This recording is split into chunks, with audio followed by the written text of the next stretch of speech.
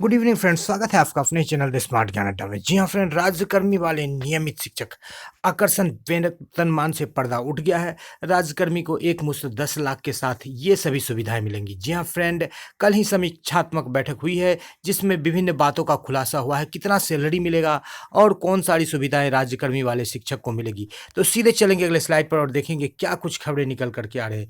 जी हाँ फ्रेंड्स, सबसे पहले यहाँ पर बात कर लेते हैं। यहाँ पर आपको जूम करके दिखाया जा रहा है कि ये निष्कर्ष निकला कि नए शिक्षकों का वेतन जो होगा 10 से 15% तक अधिक होगा। जी हाँ फ्रेंड, आप देख पा रहे हैं कि नए शिक्षकों का जो वेतन होगा 10 से 15% तक अधिक होगा। तो आप अनुमान लगा सकते हैं, आप कयास लगा सकते हैं कि क्या कुछ वेतन मिलने जा रहा है। जी हाँ फ्रेंड, 10,000 सीट बढ़ाए जाएंगे और 20 अप्रैल तक रिक्ति मांगी गई है, देख पा रहे हैं। और अपर मुख्य सचिव ने इस बात का मंथन किया है और उसी मंथन के दरमियान में जो बातें निकल करके आ रही है सामने, उसमें से जो सबसे महत्वपूर्ण बात है कि 10 से 15% वेतन में बढ़ोतरी होगी। ये बढ़ोतरी जो है अभी अनुमानित है, जो कि बिल्कुल राज्यकर्मी का स्केल मिलने पर जो है ये 5200 का जो रेगुलर स्केल मिलेगा तो हो जाएगा। बात कर लेते हैं ये जो वेतनमान होगा, यहाँ पर एक और कंट्रोवर्सी निकल करके आ रही, क्योंकि प्रधान शिक्षक की जो परीक्षा होगी जिसका वेतनमान फिलहाल जो रखा गया है वो 30,500 का रखा गया है। जी हाँ फ्रेंड, 30,500 के जो वेतनमान है प्रधान शिक्षक का, तो आज के डेट में 42% जो है उसको डी मतलब पर जो है डीए पर जो है 43,730 रुपये का सैलरी उनको हो रहा है। जी हाँ फ्रेंड, 43,730। तो प्रधान शिक्षक से हर हाल में जो है बेसिक के यानी कि जो सहायक होंगी उनके सैलरी कम होगी, तो 30,500 से कम पर ही जो है मिलेगा और 10 से 15% बढ़ोतरी की बात होती है। दूसरी बात ये निकल करके आ रही है कि ये जो 30,500 की सैलरी है इसको बढ़ाया जाए, तो इसको बढ़ाया जाएगा तो बढ़ करके हो जाएगा, क्योंकि आज के डेट में जो बेसिक ग्रेड के शिक्षक है जिसे हम शिक्षा मित्र कहते हैं 29,550 की सैलरी ले रहे हैं और जनवरी तक यदि बहाली नहीं हुई तो वो इस मूल वेतन को 30,500 को क्रॉस कर जाएंगे। ऐसी स्थिति में जो है क्यों लोग जो है राज्यकर्मी वाला शिक्षक का बनना चाहेगा, जबकि सैलरी जो है वर्तमान शिक्षक से कम मिलेगी और वर्तमान शिक्षक से कम सैलरी मिलेगी। तो यहाँ पर ये भी एक प्रश्न उठ खड़ा होगा कि जिन शिक्षकों का सैलरी अधिक है उनको कम सुविधाएं क्यों मिल रही है। जी हाँ फ्रेंड, जो पुराने शिक्षक हैं उनको कम सैलरी क्यों मिल रही। तो यहाँ पर विरोधाभासी बात, यहाँ पर एक प्रधान शिक्षक की जो सैलरी है 30,500, उससे यहाँ पर जो है एक विरोध उत्पन्न हो रहा है कि उससे कम सैलरी होगा नए सहायक शिक्षकों का। और दूसरी बात है कि 29,550 तक जो है जो पुराने वेतनमान वाले शिक्षक हैं वो पहुंच चुके हैं, तो वो इस कैटेगरी में क्यों जाएंगे, प्रधान शिक्षक में क्यों जाएंगे।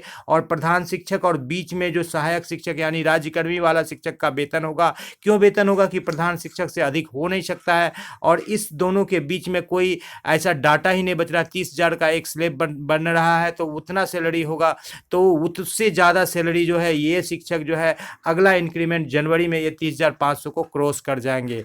तो यहाँ पर एक बहुत बड़ा ये कंट्रोवर्शियल प्रश्न उठ रहा है कि पुराने शिक्षक क्यों जाएंगे राज्यकर्मी के दर्जा वाला नियमित शिक्षक बनने के लिए, क्योंकि उनको सैलरी में जो कोई इजाफा होने वाली नहीं है।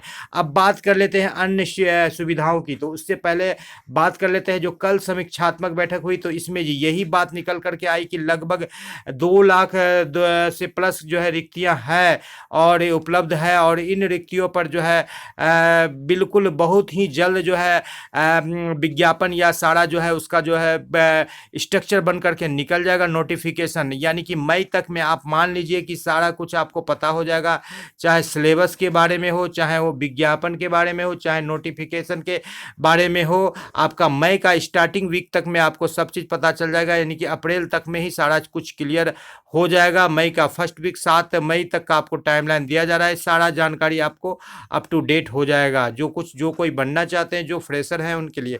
बात कर लेते हैं राज्यकर्मी के लिए किन सुविधाओं को मिलता है। तो राज्यकर्मी का दर्जा मिलने पर सबसे पहले 5200 का रनिंग स्केल मिलना चाहिए, लेकिन सरकार जब प्रधान शिक्षक को मनगढ़ंत स्केल दे चुकी है तो कहीं भी कुछ भी कर सकती है। 5200 का रनिंग स्केल मिलने पर भी बेसिक ग्रेड के शिक्षकों को 3 से 4000 सैलरी में बढ़ोतरी होगी, स्नातक ग्रेड के शिक्षकों को 5000 और अंतर स्नातक ग्रेड के शिक्षकों को 8000 सैलरी में बढ़ोतरी होगी, जिनकी संख्या काफ़ी कम है। वरीयता का लाभ मिलेगा, जो वो वरीय शिक्षक होंगे क्योंकि राज्यकर्मी वाले नियमित शिक्षक होंगे। सेवा वृद्धि मिलेगी, प्रमोशन का लाभ मिलेगा, ट्रांसफर जिसके लिए जूझ रहे हैं वो मिल जाएगा। वेतन वृद्धि तो होगी ही, वेतन विसंगति दूर होगी कि नहीं पता नहीं। एमएससीपी का लाभ मिलेगा जो कि 10, 20, 30 साल में मिलता है। प्रमोशन का लाभ जो अभी वंचित किया गया वो मिल पाएगा। ओपीएस में थोड़ा सा दिक्कत है, लेकिन इस मिलने का रास्ता साफ हो जाएगा। बात करेंगे ग्रेजुटी और ईएल की, तो ग्रेजुटी और ईएल दो ऐसे कंपोनेंट है जो कि अभी फिलहाल में देने की बात चल रही थी पुराने शिक्षकों की, तब तक वेतनमान ही नए शिक्षकों का नया स्ट्रक्चर आ गया। तो यदि ग्रेजुटी और ईएल का लाभ मिलता है, अर्निंग लीव का लाभ मिलता है, तो इन शिक्षकों को तो 10 लाख प्लस की राशि मिल जाएगी एक मुश्त। जी हाँ फ्रेंड, कैसे मिलेगी इसको देख लेते हैं आगे के स्लाइड में। तो इस तरह का लाभ क्यों मिलेगा कि अर्निंग लीव क्या होता है कि अभी जो है 240 पर बात चल रही थी, यदि 240 ही मिलता है तो 40,000 मूल वेतन पर इसकी गणना की जाए तो ये जो है अर्निंग लीव का जो है 8 माह का पीरियड होगा। 8 माह का जो है ये यहाँ पर देख लेंगे कि 8 माह का 8 गुना जो है 60,000 वेतन पर जो है 4,80,000 मिलेगा। और यदि इसकी मात्रा को बढ़ाया जाए तो ये और भी ज़्यादा बढ़ जाएगा और ये मिल जाएगा उनको जो है वेतन ज़्यादा मिलेगा। इससे ये देख लेते हैं। जी हाँ फ्रेंड, तो यहाँ पर थोड़ी सी व्यवधान हो गई है जी, इसको दूर कर लिया गया है। तो यहाँ पर जो है अर्निंग लीव से भी उनको लाभ मिलेगा लगभग 4,80,000। ये 8 माह का दिया गया है, लेकिन राज्यकर्मी को 300 दिनों का ईएल मिलता है। 300 दिन का बात की जाए तो ये 5 से 5 लाख से प्लस की राशि हो जाएगी। बात कर लेते हैं अन्य लाभ की, जिसमें ग्रेजुटी है। तो सुप्रीम कोर्ट ने भी जो है प्राइवेट स्कूल के शिक्षकों को एक केस में 1997 के प्रभाव से ग्रेजुटी देने की बात कही है। तो नियोजित शिक्षक भी उनके हकदार थे, लेकिन अब राज्यकर्मी वाले शिक्षक होंगे तो उनको निश्चित रूप से ग्रेजुटी का लाभ मिलेगा और इस अंतर्गत उनको जो लाभ मिल पाएगा वो ग्रेजुटी का लाभ अंतिम वेतन का जो है उनको दिया जाता है, जहाँ पर जिसको कैलकुलेट करके यहाँ दिखाया गया है। जैसे 40,000 का मूल वेतन है तो 40,000 12,000 का डीए है, अब भागा उसको 26 से देना है, जितना आएगा उसको 15 दिन से गुना कर लेना है तो 30,000 आता है।